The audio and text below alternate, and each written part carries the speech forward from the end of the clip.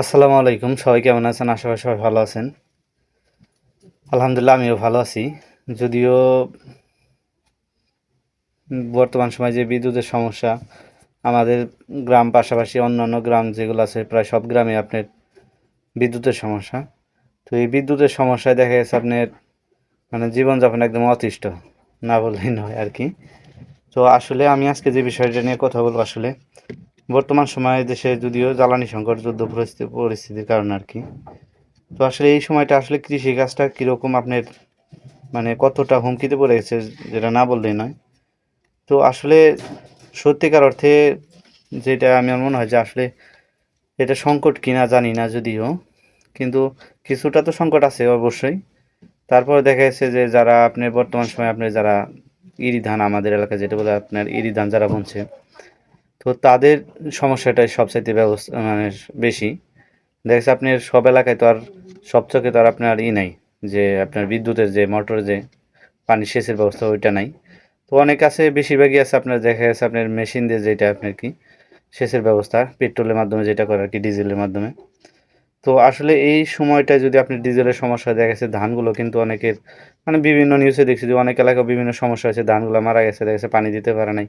মানে আমাদের এলাকায় দেখছি মানুষ অনেক সময় ঘোরাঘুরি করেছে তেলের যে আপনার ইগুলা বড় বড় কন্টেনার নিয়ে দেখেছে ঘোরাফেরা প্রত্যেক বাজার বাজার ঘুরতেছে, কোথাও তেল পায় না। ঠিক আছে। তো আসলে ভবিষ্যৎ যদি আপনার এমন হয় যে দেখা যাচ্ছে কোথাও তেল থাকবেই না, এক প্রকার যে কোথাও তেল পাচ্ছে না মানুষ, তখন আসলে কীভাবে কৃষিকাজটা করবে? তো সেই বিষয়ে অবশ্যই একটা দেশের সরকার বা দেশের মানুষ সবারই আসলে চিন্তা ভাবনা করা উচিত। আচ্ছা, পুরো বিশ্বটা আসলে তেলের উপরে নির্ভর করে পুরাপুরি। তো পুরা বিশ্ব নির্ভর করে, বিশ্ব বাজারটা সব কিছু আপনার তেলের উপরে নির্ভর করে। তো সেই দিক থেকে আপনি যদি চিন্তা করে আসলে যদি কৃষিটা যদি তেলের উপরে আপনার ডিপেন্ড করে, দেখা গেছে যদি তেলই না থাকে তাহলে আসলে কৃষিকাজ কিভাবে হবে বা মানুষ কি খাবে বা মানুষ কিভাবে বাঁচবে? তো এটা কিন্তু চিন্তার বিষয়। তো আসলে যে খাল খনন প্রকল্প বা খাল একসময় দেখা গেছে মানুষ কিন্তু এই ডিজেল যদিও অল্প ছিল, দেখা গেছে খাল থেকে মানুষ পানি নিয়ে মানে কৃষিকাজ চালাতো, দেখা গেছে ওই সময় কিন্তু সেচ খরচটা অনেক কম হইতো, বৃষ্টি হইতো বেশি, দেখা গেছে সেচ খরচটা বাইচে যাইতো। বর্তমান সময়ে আপনার খাদ্য চাহিদা বেশি, মানুষ জনসংখ্যা বেশি, তো উৎপাদনটা ওই রকম বেশি দরকার হয়। তো আসলে সব দিক থেকে চিন্তা করলে আসলে আমাদের পুরো বিশ্বটা এখন তেলের উপরে নির্ভর করে। তো এই সময় আসলে আমাদের কৃষিকাজটা কতটা হুমকির মধ্যে পড়ছে তা না বললে না। তো পাশাপাশি যারা আমি সবচাইতে বেশি দেখি যে খামারি, যারা মুরগির খামার আছে, দেখা যায় বিদ্যুৎ সমস্যা, দেখা যাচ্ছে বাচ্চা নিচে বিদ্যুৎ নাই, এই গরম রোদ যদি বিদ্যুৎ না থাকে দেখা যাচ্ছে আপনার মুরগিগুলো দেখা যাচ্ছে অনেক সময় স্ট্রোক করতে পারে, রোগবালাই হইতে পারে। বোর্ডিংয়ে যদি বিদ্যুৎ না পায় দেখা যাচ্ছে বিভিন্ন সমস্যা হতে পারে। দেখা যাচ্ছে ডিজেলের ব্যবস্থা করে বা জেনারেটর ব্যবস্থা করে দেখা যাচ্ছে বিদ্যুৎ মানে কেরোসিন নেই। তো আসলে পুরো বিষয়টাকে মানে বিষয়টা একদম অন্যরকম হয়ে যায় না?